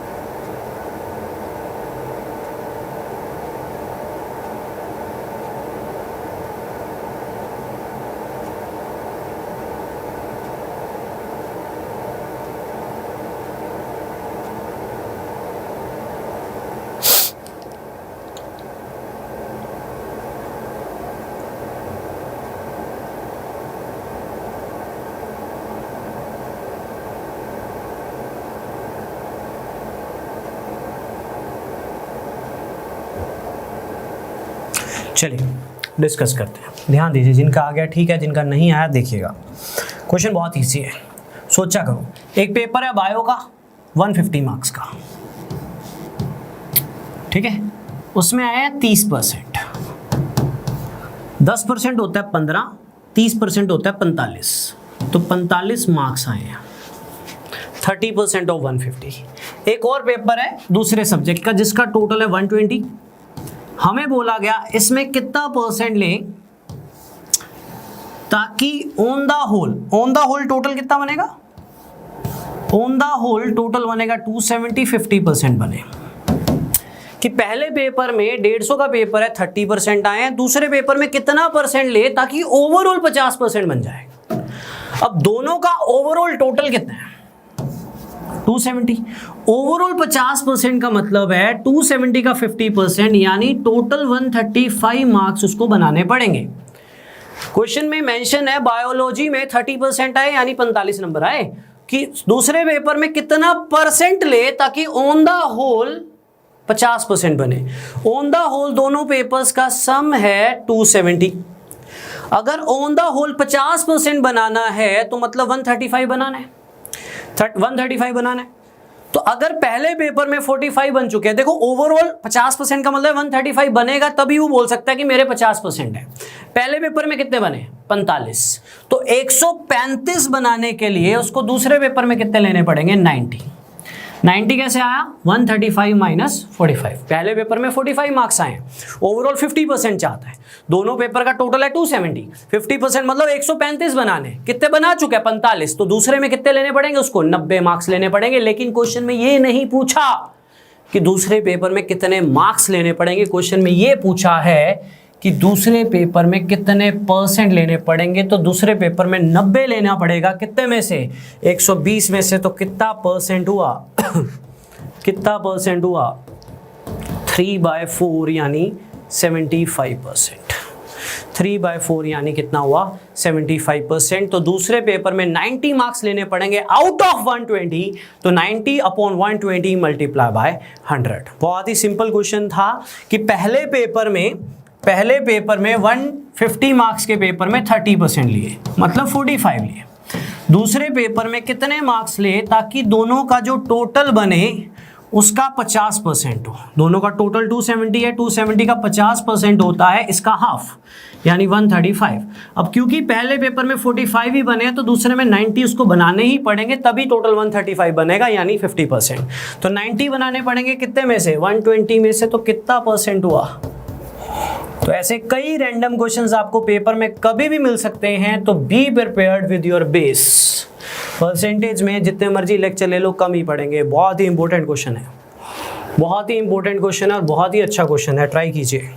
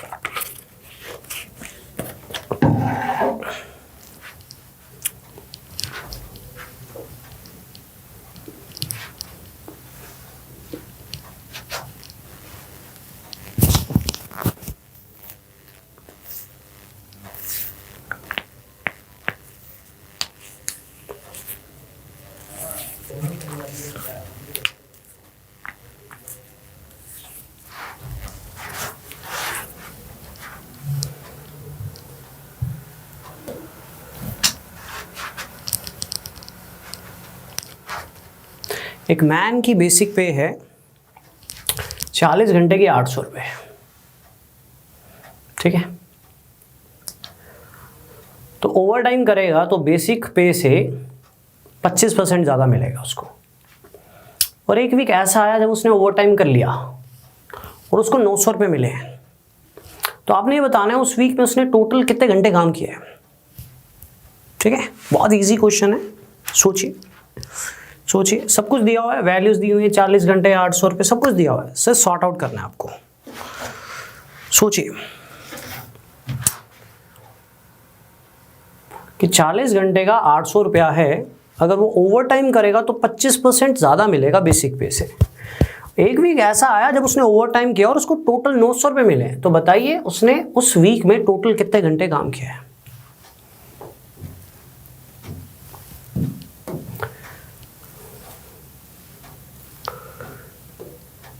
चलिए करें।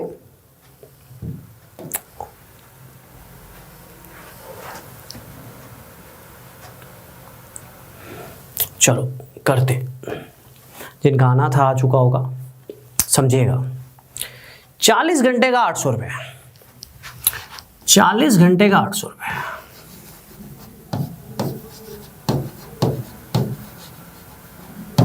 राइट। तो 1 घंटे का कितना हुआ? 20 रुपया।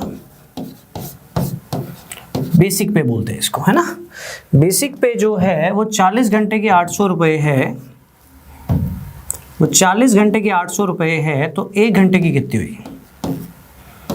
1 घंटे की हुई 20 रुपये। यहाँ तक क्लियर है? यहाँ तक क्लियर है? ये उसका बेसिक पे है, 20 rupees per hour according to given line, basic pay. ठीक है जी। अब क्वेश्चन में लिखा हुआ है कि अगर ओवरटाइम करेगा, अगर ओवरटाइम करेगा तो बेसिक पे से 25% ज़्यादा मिलेगा। अब उसकी बेसिक पे है 1 घंटे की 20 रुपये। 40 घंटे के 800 रुपये के हिसाब से बेसिक रेट आइडिया मिल गया। उसका बेसिक रेट क्या? पर घंटा 20 रुपये। अब बेसिक पे है 1 घंटे की 20 रुपये, लेकिन अगर वो ओवरटाइम करेगा तो उसको बेसिक पे तो मिलेगा ही मिलेगा, बेसिक पे से 25% ज़्यादा मिलेगा। 25% ज़्यादा मिलेगा किसका? बेसिक पे का, बेसिक रेट का। बेसिक रेट है 1 घंटे का 20 रुपये। कैसे पता लगा? क्योंकि उस वीक में वो 40 घंटे का 800 रुपये लेता है, तो उसका बेसिक रेट है घंटे का 20 रुपया। लेकिन अगर वो ओवर टाइम करेगा तो 1 घंटे का उसको 20 नहीं मिलेगा। ओवर टाइम वाले में 1 घंटे का उसको बेसिक पे तो मिलेगा ही मिलेगा, बेसिक रेट तो मिलेगा ही मिलेगा, प्लस 25% उसका ज्यादा मिलेगा। तो 25% की वैल्यू होती है 1/4। तो 1/4 हुआ इसका 5 रुपया। तो ओवर टाइम का रेट आ गया मेरे पास 25 रुपया। ये ओवर टाइम का रेट है, 20 + 5, ये ओवर टाइम का रेट है। ठीक है, यहां तक क्लियर है? नॉर्मल रेट है 40 घंटे का 800 रुपया। तो वहां से बेसिक रेट मिल गया 1 घंटे का 20 रुपया। अब अगर वो ओवर टाइम करेगा तो 1 घंटे का 20 तो उसको मिलेगा ही मिलेगा, plus 25% above the basic rate. Above the basic rate मतलब इसका 25% ज्यादा। तो इसका 25% कितना होता है? 5 रुपए। तो 5 रुपए ज्यादा, तो ओवर टाइम का रेट बनेगा 25 रुपए, नॉर्मल रेट बनेगा 20 रुपए। यहां तक क्लियर है? यहां तक क्लियर है? अब सुनिएगा, अब 1 वीक ऐसा आया जब उसने ओवर टाइम किया और उसको मिला 900 रुपए। बच्चों देखो, उसने उस वीक में 40 घंटे काम तो करना ही होता है, 800 रुपये तो उसको मिलता ही मिलता है। 800 रुपये 40 घंटे का तो मिलता ही मिलता है, लेकिन इस वीक में उसको 900 रुपये मिला है। तो आप मुझे बताओ कि उसको कितने रुपए एक्स्ट्रा मिले जो ओवर टाइम की वजह से मिले? 100 रुपये। कितने रुपए एक्स्ट्रा मिले ओवर टाइम की वजह से? मिले 100 रुपये। ठीक है, तो 100 रुपया उसको एक्स्ट्रा मिला है। समझ रहे हो बात को? 100 रुपया उसको एक्स्ट्रा मिला है। तो ओवर टाइम का रेट क्या है? ओवर टाइम का रेट है 25 रुपये घंटा। 25 रुपये घंटा, तो 100 रुपये अगर एक्स्ट्रा मिला है तो 25 रुपये घंटे के हुए, तो 50 रुपये 2 घंटे के हुए। तो 100 रुपये कितने घंटे के हुए? 4 घंटे के हुए। 100 रुपया उसको एक्स्ट्रा मिला है, तो 25 ओवर टाइम का। ये 100 रुपया कौन सा? ओवर टाइम का। देखो 800 रुपया तो उसको मिलना ही मिलना है 40 घंटे का, लेकिन इस वीक में उसको 900 रुपया मिला है, मतलब 100 रुपया उसको ओवर टाइम का मिल गया। बेसिक पे तो उसको मिलना ही मिलना था, 100 रुपया ओवर टाइम का मिल गया। ओवर टाइम का रेट क्या है? ओवर टाइम का रेट है 25 रुपये घंटा। तो 25 रुपये घंटा, तो 100 रुपये कितने घंटे हुए? 4 घंटे। तो 4 घंटे उस वीक में उसने ओवर टाइम किया है। 40 घंटे उसको करना ही होता है, तो पूछा है उस वीक में उसने टोटल कितने घंटे काम किया है? तो आपका आंसर होगा 44। आपका आंसर होगा 44। ये जो 25 रुपये घंटा है, ये बेसिक पे से अबव जो मिलता है उसको, ये ओवर टाइम का है। नॉर्मल तो उसको मिलना ही मिलना है। क्लियर है सभी को? क्लियर है सभी को? एक बार फटाफट रिपीट कर देता हूं, राइट। 40 घंटे का बेसिक रेट है 800 रुपये, तो 1 घंटे का बेसिक रेट हुआ 20 रुपये। देखो अब मेरी बात ध्यान से सुनना, एक पॉइंट आपके दिमाग में शायद गलत ना आ रहा हो तो उसके लिए बताना चाहूंगा। अगर वो ओवर टाइम करेगा तो सिर्फ उस ओवर टाइम के लिए, सिर्फ उस ओवर टाइम के लिए, बेसिक वाले के लिए नहीं, वो तो बेसिक ही है, सिर्फ उस ओवर टाइम के लिए 20 रुपये तो मिलेगा ही मिलेगा, प्लस इसका 25%। 25% होता है 1/4 एक्स्ट्रा मिलेगा, यानी ओवर टाइम का रेट है 25 रुपये घंटा। ये तभी मिलेगा जब वो ओवर टाइम कर रहा है, सिर्फ उसके over time hours, total hours नहीं, सिर्फ उसके ओवर टाइम आवर्स, सिर्फ उसके ओवर टाइम आवर्स। तो टोटल उस वीक में उसने ओवर टाइम किया भी है और 900 रुपए लिए। मुझे पता है 800 रुपए 40 घंटे का मिलता है, तो 40 घंटे तो उसने काम करना ही करना है और उसको 800 रुपए मिलना ही मिलना है। लेकिन इस वीक में उसको 900 रुपए मिला है, कितने रुपए एक्स्ट्रा मिल गए? 100 रुपए, राइट। ये 100 रुपए कौन से हैं? ओवर टाइम वाले। तो ओवर टाइम का रेट क्या है? 25 रुपए घंटा। तो 25 रुपए घंटा, तो 50 रुपए के 2 घंटे हुए, तो 100 रुपए के कितने घंटे हुए? 4। तो उस वीक में उसने 4 घंटे ओवर टाइम किया है। तो टोटल कितने आवर्स काम किया है? तो 40 + 4 कितना हो जाएगा? 44 आवर्स। क्लियर है सभी को? क्लियर है सभी को? अच्छा क्वेश्चन था ना बच्चों। कई बार एप्टीट्यूड प्रैक्टिकली आपकी कई बार हेल्प कर जाता है। ये क्वेश्चन बहुत पुराना है। ऐसी एक छोटा सा इंसिडेंट सुनाता हूँ, आपको शायद इतना अच्छा ना लगे बट मेरे लिए ये बहुत अच्छा था। एक बार क्या हुआ कि एक इंस्टीट्यूट में पढ़ा रहा था, बहुत साल पुरानी बात है, 4-5 साल पुरानी बात है। तो पढ़ा रहा था, तो 4 लेक्चर नॉर्मली मैं लिया करता था, मेरे फिक्स होते थे 4 मतलब 4, ठीक है। मुझे 4 से ज़्यादा भी लेने पसंद नहीं थे, कम भी लेने पसंद नहीं थे। 1.5 घंटे के 4 लेक्चर, 6 घंटे का कोर्स होता है। इफेक्टिव जाते हैं ऑफलाइन में, ऑफलाइन की बात कर रहा हूँ। तो सैलरी होती थी, ठीक ठाक सैलरी होती थी। तो एक बार जहाँ काम कर रहा था उन्होंने बुला लिया, कहते एक बैच और बन रहा है। मैं कहा नहीं, और पॉसिबल नहीं। कहते नहीं, ज़रूरी है, लेना पड़ेगा, कुछ टाइम की बात है, कुछ टाइम की बात है। मैं कहा चलो ले लेंगे फिर, कुछ टाइम की बात है। तो फिर जब बात हुई सैलरी की, तो कहते सैलरी उसी रेशो में बढ़ा देंगे। 4 लेक्चर के हिसाब से तुझे जितना मिलता है 5 लेक्चर के हिसाब से उसी तरह मिल जाएगा। मतलब 4 लेक्चर का अगर 800 मिलता है तो 5 लेक्चर का तुझे 1000 दे देंगे। तो मैंने ये क्वेश्चन क्लासेस में पढ़ाया हुआ था। तो आम आदमी का दिमाग, मेरा इतना दिमाग मौके पे कई बार चलता नहीं है, मौके पे कभी नहीं चलता, राइट। ऑन द स्पॉट होता है ना कई लोगों में, वो नहीं चलता, प्लान करके चल जाता है बट ऑन द स्पॉट नहीं चलता। तो एकदम से क्वेश्चन स्ट्राइक किया हुआ था, पढ़ाया हुआ था कुछ दिन पहले ही, तो स्ट्राइक किया। मैं कहा नहीं सर, हेल्थ भी खराब होगी, 5 लेक्चर लूँगा मैं, तो उस हिसाब से तो नहीं बढ़ेगा। तो आप मानोगे नहीं, मैंने उस एक लेक्चर का ट्रिपल लिया था उस टाइम पे। हाँ, थोड़ा लालची हो जाता, राइट, सैलरीड बंदा थोड़ा लालची हो जाता, बट उस टाइम पे ट्रिपल लिया था, right. The thing is, question ने मेरा दिमाग चला दिया उस टाइम पे। मैंने कहा नहीं, उसी रेशो में नहीं बढ़ेगा। अगर ये एक लेक्चर मुझसे एक्स्ट्रा दिलवाना है तो मेरा जो नॉर्मल प्राइस है उससे मैं 3 टाइम्स लूँगा। और क्वेश्चन में सिर्फ 25% ज़्यादा था, ठीक है। तो बेनिफिट हुआ क्वेश्चन पढ़ाने का मुझे एक बार लाइफ में, सिर्फ यही क्वेश्चन। तो इसलिए इसको अपने कोर्स में भी रखता हूँ। क्वेश्चन मेरे लिए फ़ायदेमंद है, बढ़िया क्वेश्चन है वैसे, ठीक है। चलिए, एक सिंपल सा क्वेश्चन है, सभी निकाल सकते हो। हिंट दे देता हूँ, क्वेश्चन में ना एक्चुअल वैल्यू गिवन नहीं है। आई रिपीट, क्वेश्चन में एक्चुअल वैल्यू गिवन नहीं है। अगर एक्चुअल वैल्यू होती तो एक्स वैक्स लेके चलते, बट एक्चुअल वैल्यू गिवन नहीं है। निकालिए आंसर, सभी निकाल सकते हो। अब तो बेस बन चुका है, निकाल दो प्लीज। अब तो बेस बन चुका है। ट्राई कीजिए, 100 मानकर चलिए, टोटल को 100 मान लीजिए, आंसर अपने आप मिल जाएगा।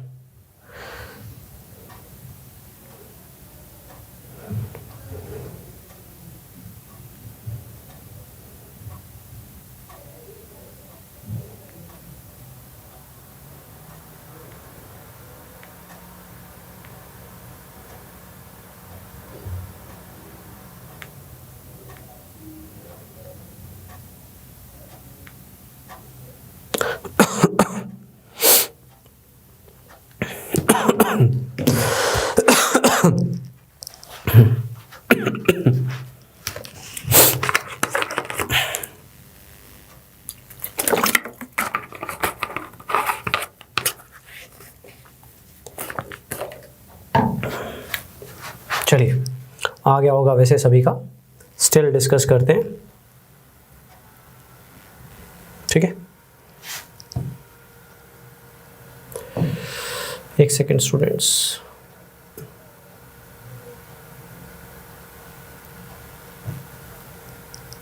चलिए। In an office 40% of the staff is female.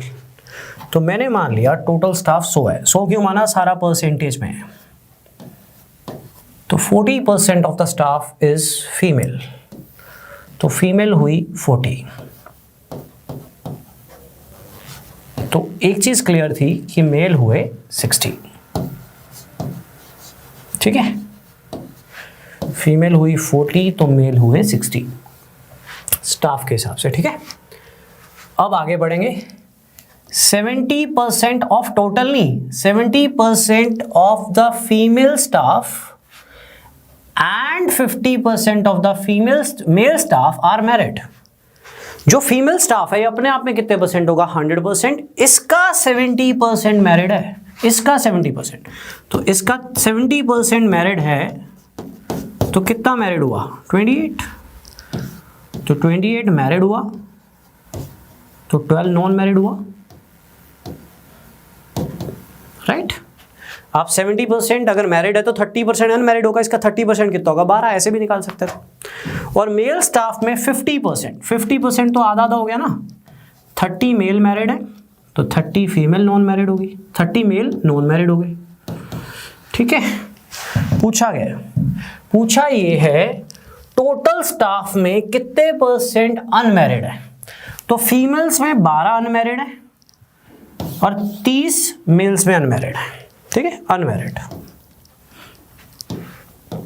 ठीक है। मेल्स में 12 अनमैरिड है और फीमेल्स में 30 अनमैरिड है, तो टोटल अनमैरिड कितने हो गए? 42। कितने में से? अनमैरिड तो टोटल में से ही लेंगे ना, उसने टोटल में ही पूछा है। 42 में से तो 142 कितना हुआ? 100 में से तो 42%। क्लियर है? बहुत ही इजी क्वेश्चन था। मैंने 100 क्यों माना? क्वेश्चन में एक्चुअल वैल्यू होती तो मैं x मानकर चलता, बट एक्चुअल वैल्यू नहीं थी इसलिए मैंने 100 माना। मैंने मान लिया टोटल 100 है। क्वेश्चन में मेंशन था 40% फीमेल है, तो 40 फीमेल हुई, 60 मेल हुए।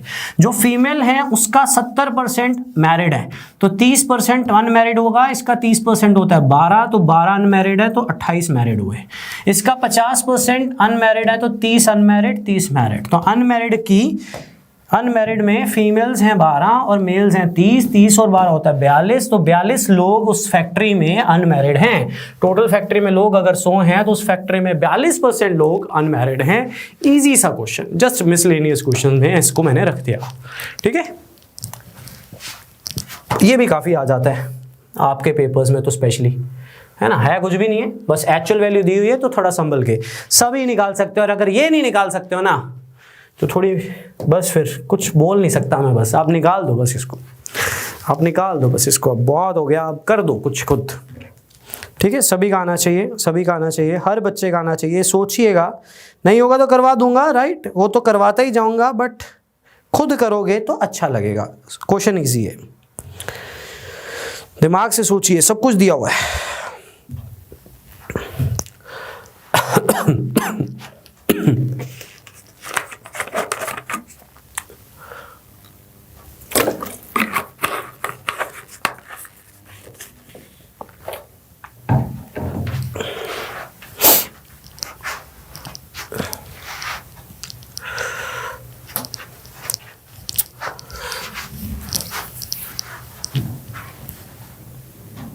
एक क्लास में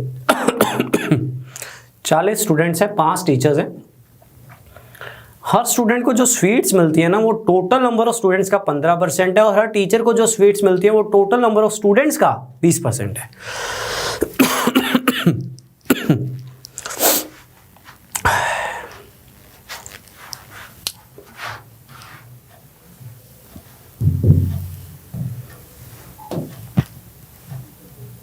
सभी निकाल सकते हो, ट्राई मारिए, बहुत इजी है। ऐसे आ जाते हैं स्वीट्स वाले क्वेश्चन, बहुत आ जाते हैं, पर ये बहुत इजी है।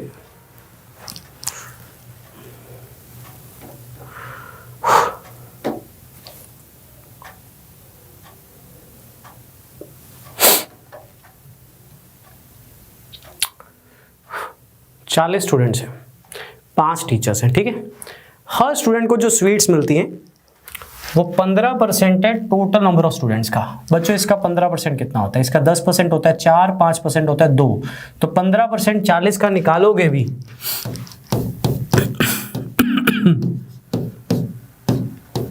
तो वो 6 आएगा।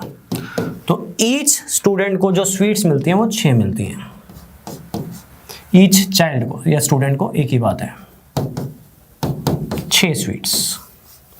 इसी तरह से ईच टीचर को जो स्वीट्स मिलती हैं, and each teacher got sweets that are 20% of the total number of students. तो इसका 20%, इसका 20% कितना हुआ? 8। तो ये ईच टीचर को मिलती है। अब सिंपल था, आपने खुद सोचना था। स्टूडेंट्स कितने? 40। हर स्टूडेंट को कितनी स्वीट्स मिलती है? 6। तो टोटल स्टूडेंट्स को मिल गई 40 × 6। टीचर कितने हैं? 5। हर टीचर को कितनी स्वीट्स मिलती है? 8। तो 5 × 8। तो आपके पास आंसर आ जाएगा। तभी मैंने बोला था क्वेश्चन बहुत इजी है। तो आंसर कितना आ जाएगा? 280। आंसर कितना आ जाएगा? 280। क्लियर है सभी को? क्लियर है सभी को? मैं रिपीट कर रहा हूँ, 40 स्टूडेंट्स हैं, 5 टीचर हैं। हर स्टूडेंट्स को जो स्वीट्स मिलते हैं वो इसका 15%, इसका 15% कितना हुआ? 6। हर टीचर को जो स्वीट्स मिलती है वो इसी का ही 20% है, इसका 20% कितना हुआ? 8। राइट? तो स्टूडेंट्स थे 40, हर स्टूडेंट को 6 मिली, तो स्टूडेंट्स में बटी 240 स्वीट्स। टीचर 5 थे, हर टीचर को मिली 8, तो टीचर में बट गई 40 स्वीट्स। टोटल स्वीट्स हो गई 280। तो ये कुछ रैंडम से क्वेश्चंस थे परसेंटेज के। टाइप्स तो मैं खत्म कर ही चुका हूं। एक लास्ट क्वेश्चन आज का, ठीक है? इंपॉर्टेंट भी है, इंपॉर्टेंट भी है। Last question for today, percentage आपका खत्म हो जाएगा। टाइप्स मैंने सारी कवर अप कर दी हैं, मिक्सचर्स को छोड़ के। मिक्सचर्स मैं फर्दर आपको करवाऊंगा, मैंने देखा प्रीवियस ईयर्स में नहीं आए हुए। और मिक्सचर कोई छोटा मोटा काम नहीं है, बहुत लंबा चौड़ा काम है। राइट? काफ़ी टाइप्स है उसमें, 3 लेक्चर आराम से कहीं नहीं गए अगर उसको करने बैठ गए तो। और टफ भी बहुत होता है, ठीक है? बट स्टिल लास्ट में जाके कहीं ना कहीं ओवरव्यू दूंगा आपको अच्छे से। फिलहाल परसेंटेज को मैंने खत्म कर दिया है, ठीक है? ये लास्ट क्वेश्चन है। अब हम परसेंटेज की प्रैक्टिस करेंगे पीडीएफ में और डीआई में। चौथा लेक्चर चल रहा है हमारा, तो ऑलमोस्ट 6 घंटे। लेक्चर्स भी इसके थोड़े बड़े थे, तो ऑलमोस्ट 6 घंटे चले गए हमारे परसेंटेज पे। आज का लेक्चर थोड़ा सा जल्दी खत्म कर रहा हूँ। Last question for today. Tickets for all but 100 seats in a 10,000 seat stadium were sold. Of the tickets sold, 20% were sold at half of the price and remaining tickets were sold at the full price of ₹280. The total revenue, मतलब total कितना पैसा generate हुआ? Last question for today.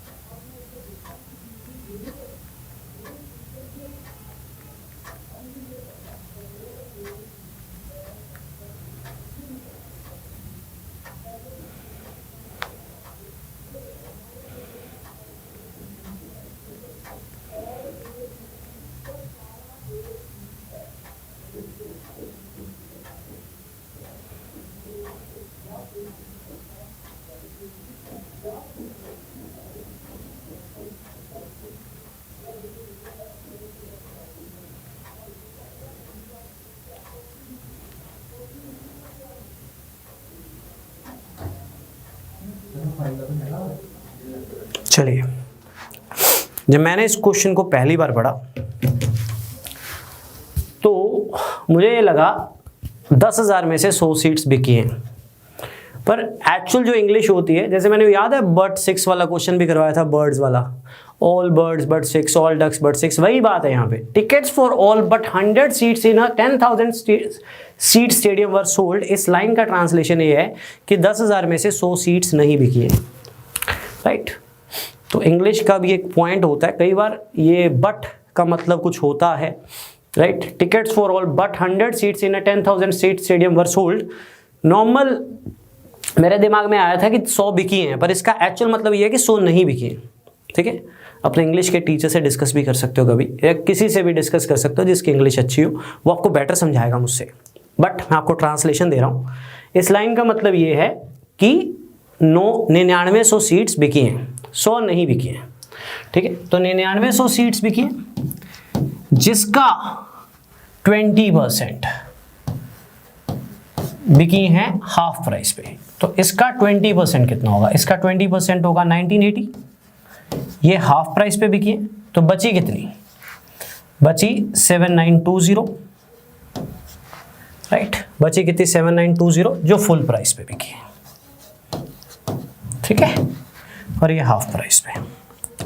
देखो इस question में step number 1 ये है कि आपको इस लाइन को समझना है, tickets for all but 100 seat, ये इसका मतलब होता है कि 100 सीट्स नहीं बिकी हैं 10,000 में से, मतलब कितने बिकी हैं 9900। अब 9900 में से 20% है, इसका 20% कितना होता है, इसका 20% होता है 10% 990, 20% निकाल लीजिएगा 1980 होता है, जो बिकी हैं हाफ प्राइस पे।